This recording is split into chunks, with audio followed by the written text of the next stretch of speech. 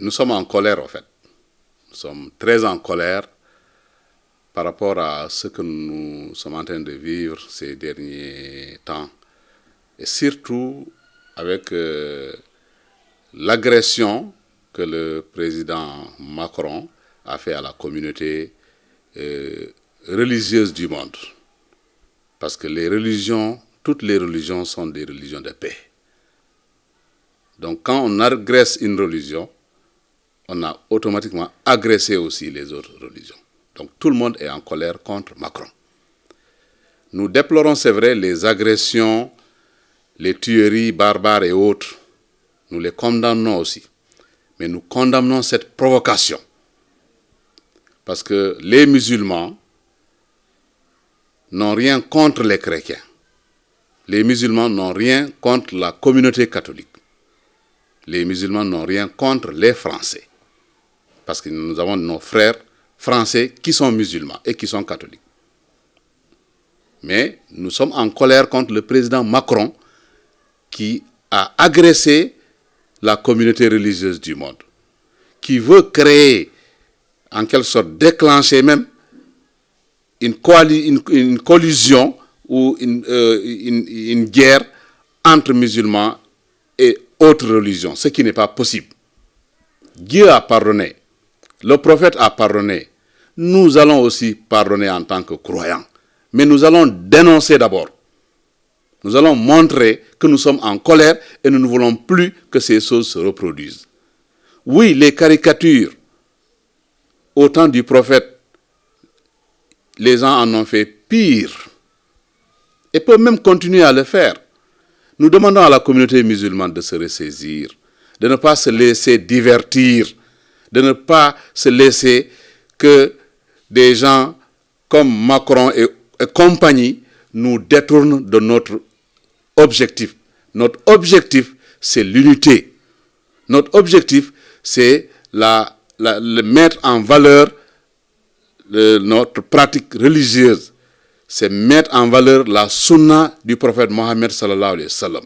En cette période de Mawlud al-Nabi, nous pensons que c'est l'occasion pour les musulmans de faire le bilan, de faire le résumé de notre action, en tout cas en ce qui a été le legs de Sayyidina Mohammed sallallahu alayhi wa sallam.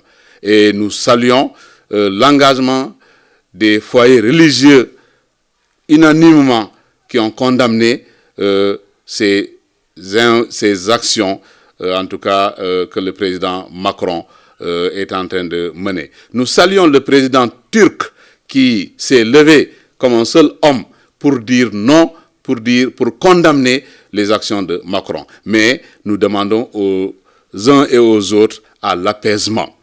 Que le plus important, ce n'est pas Macron, le plus important, ce n'est pas Charlie Hebdo, le plus important, c'est la cohésion sociale entre les frères musulmans, entre musulmans et chrétiens, entre musulmans et nos amis des autres religions. Il faut dire aussi qu'aujourd'hui, nous avons remarqué cette vague de jeunes qui prennent des pirogues pour aller ailleurs.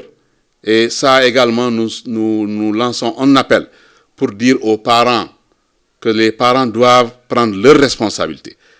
L'éducation est un processus à long terme. Les enseignants, les maîtres coraniques font leur devoir, mais jusqu'à un certain niveau, c'est les parents qui doivent prendre la relève. Donc les jeunes qui partent sur des pirogues, c'est des jeunes qui sont assez adultes, donc doivent écouter leurs parents. Là-bas n'est pas meilleur qu'ici. Il suffit simplement d'accepter de travailler. Donc on doit inculquer aux jeunes les valeurs du travail. Il faut que les gens acceptent d'aller se former pour travailler.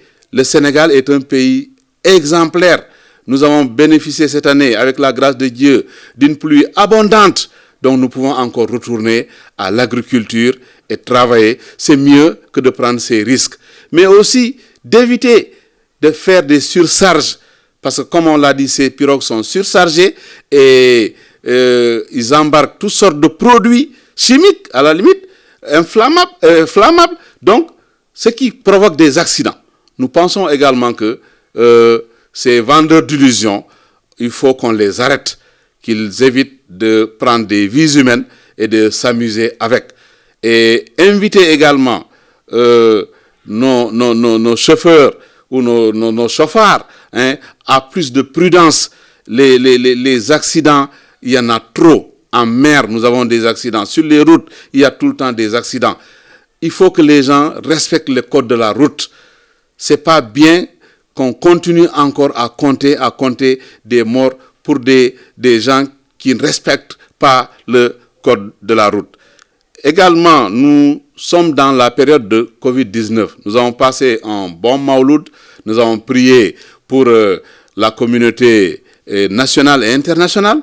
Nous avons célébré la naissance du prophète Mohammed sallallahu alayhi wa sallam, la référence à tous les niveaux. Et nous espérons également que d'ici l'année prochaine, toutes ces prières qui ont été formulées vont accompagner notre cher Sénégal, vont accompagner également le monde, et que ce coronavirus qui nous a tous réveillés brusquement puisse disparaître définitivement. Mais en attendant, nous demandons que les uns et les autres continuent à respecter le protocole sanitaire et qu'on continue à porter les masques et on accepte les distanciations. Le virus, il est encore là et il tue encore. Nous avons vu la vague qu'il y a eu aux États-Unis et en Europe. Et les analystes parlent même d'une seconde vague en Afrique. Alors que Dieu nous en préserve et que nous nous préservons nous aussi d'abord. En respectant les mesures barrières et en respectant le protocole sanitaire. Je voulais aussi lancer un appel à l'unité. Vous savez, des fois, nous pensons que l'ennemi est toujours dehors. Et souvent, l'ennemi est à l'intérieur. Aujourd'hui, beaucoup d'ennemis de l'islam sont dans l'islam. Donc, il faudrait qu'on fasse très attention. Il faudrait que les familles religieuses restent unies. C'est dans l'union que nous allons être forts. Et c'est dans l'union que nous allons avoir la paix. Et c'est dans l'union que nous allons faire la promotion des valeurs de l'islam.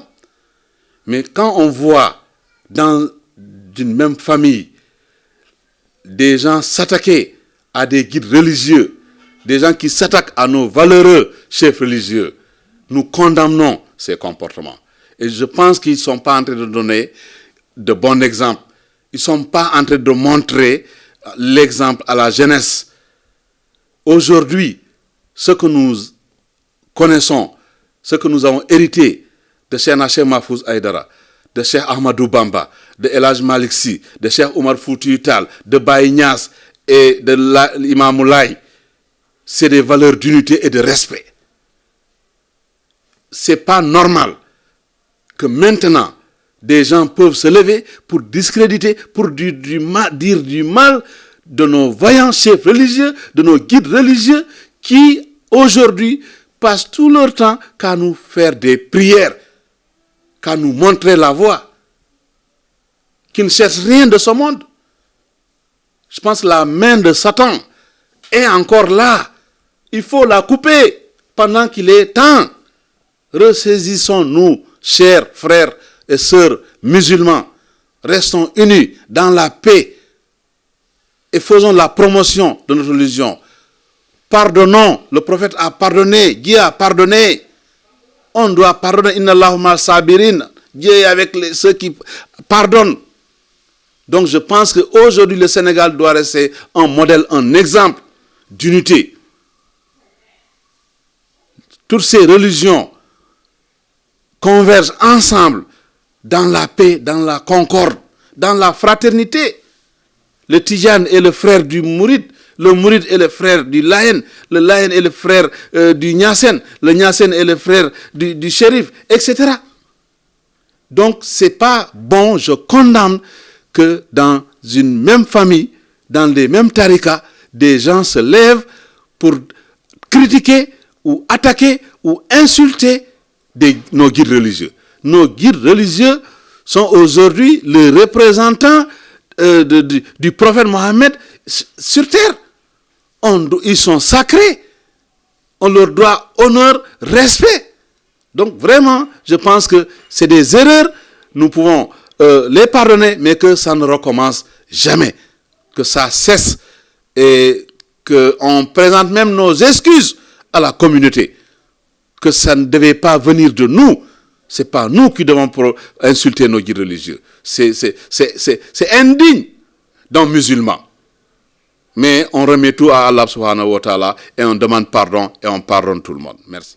Et pour terminer, je voulais aussi souhaiter que ce nouveau gouvernement qui va être installé, leur souhaiter une très bonne chance, leur souhaiter beaucoup de réussite, parce que c'est vrai que les Sénégalais aujourd'hui souffrent. C'est normal, partout dans le monde les gens souffrent, parce que le corona est venu bouleverser tous les plans et tous les projets et à désorienter les uns et les autres. Et c'est normal que nous acceptions de retourner au travail. Donc ce gouvernement, nous avons beaucoup d'espoir qu'avec ce nouveau gouvernement, en tout cas, il pourra nous faire oublier le coronavirus. Qu'avec ce gouvernement, il pourra nous faire oublier, en tout cas, il pourra décourager en tout cas les jeunes qui prennent encore ces pirogues. Il pourra en tout cas arrêter ces chauffards qui nous créent des accidents sur les routes. Et que ce gouvernement également puisse nous apporter l'essentiel, l'agriculture, le développement de notre pays. Et nous pensons que le président de la République aime bien la Casamance comme toutes les autres régions. Et je pense que cette fois-ci, le président fera une part belle, une discrimination positive pour la Casamance, que nous aurons nos frères et nos sœurs, en tout cas dans le nouveau gouvernement.